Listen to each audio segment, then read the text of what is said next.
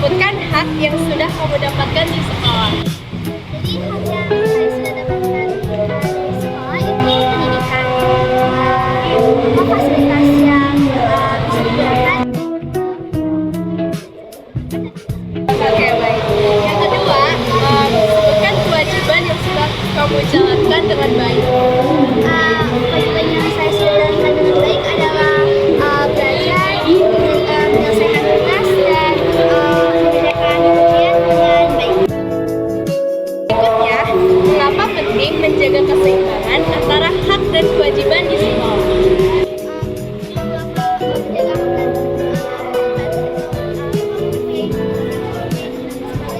Karena untuk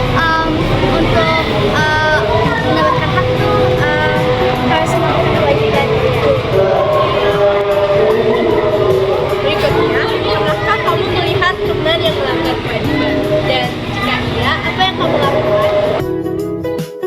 Ada teman yang membuang sampah dengan sembarangan di sekolah.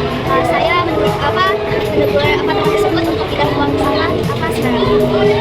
Dan pertanyaan yang terakhir, apa saran kamu agar semua warga sekolah SMP Negeri 68 Jakarta lebih sadar akan hak dan kewajibannya masing-masing?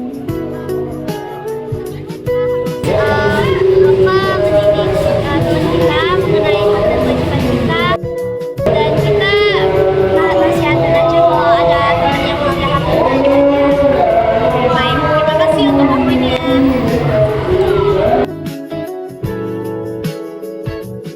Baik, sekarang saya akan mewawancarai Daita dari kelas 8D.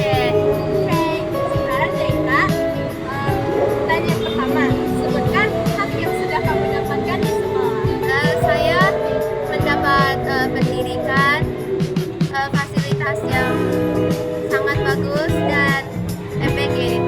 Ya, oke. Seterusnya, sebutkan kewajiban yang sudah kamu jalankan dengan baik.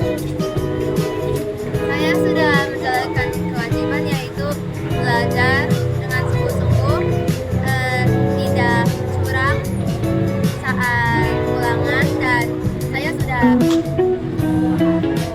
mendengarkan guru saat menjelaskan, dan jika saya nilainya rendah, saya minta nilai tambahan.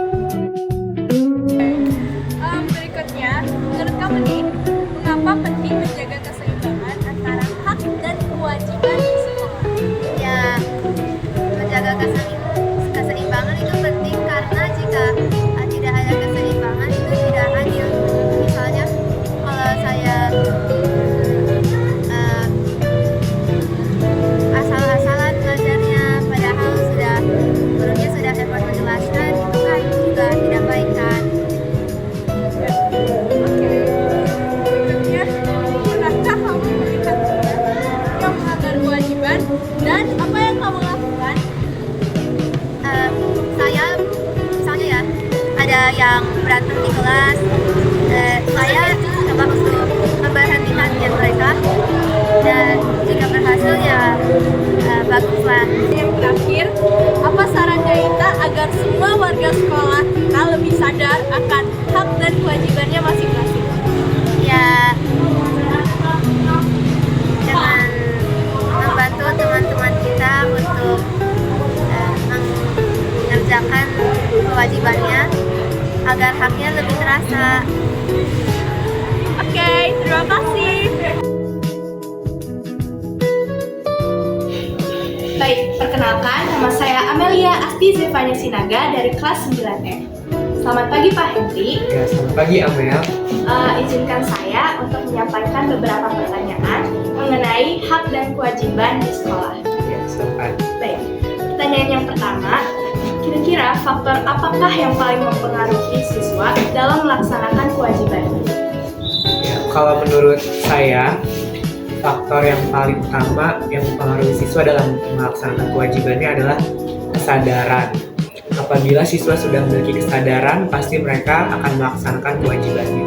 Dan sebaliknya, kalau misalnya belum ada kesadaran dari diri sendiri, mereka tidak akan bisa melaksanakan kewajiban. Baik, berikutnya, bagaimana cara guru menanamkan kesadaran tentang hak dan kewajiban kepada siswa? untuk menanamkan kesadaran tentang hak dan kewajiban, tentu guru akan terus-menerus mengingatkan tentang kesadaran tersebut akan hak dan kewajiban seorang siswa agar mereka bisa melakukannya, dan juga guru akan terus-menerus memotivasi para siswa untuk melakukan kesadaran atas hak dan juga kewajiban mereka sebagai siswa. Baik, kira-kira apakah contoh pelanggaran kewajiban siswa yang sering terjadi dan bagaimana solusinya? Nah, salah satu contoh pelanggaran yang sering terjadi adalah terlambat datang ke sekolah. Kemudian juga banyaknya siswa yang tidak menjaga kebersihan di sekolah. Solusinya adalah dengan mengajak siswa tersebut untuk bangun lebih pagi agar bisa hadir tepat waktu ke sekolah, dan juga bekerja sama dengan orang tua siswa untuk mengingatkan siswa tersebut agar hadir di sekolah tepat waktu. Kemudian untuk pelanggaran yang tentang kebersihan, di mana siswa masih banyak tidak menjaga kebersihan, mereka juga harus disosialisasikan tentang pentingnya menjaga kebersihan di lingkungan sekolah. Baik, secara pribadi, bagaimana Pak Henry bersikap jika haknya tidak dihormati siswa? Jika haknya tidak dihormati oleh siswa, tentu saya pertama sekali akan menegur para siswa tersebut dan juga mengingatkan kepada mereka bahwasanya mereka memiliki kewajiban untuk menghargai hak-hak guru. Karena sebagai guru saya juga sudah menghargai hak-hak siswa. Jadi yang terakhir Pak, apa saran Bapak agar pelaksanaan hak dan kewajiban di SMP 68 lebih seimbang?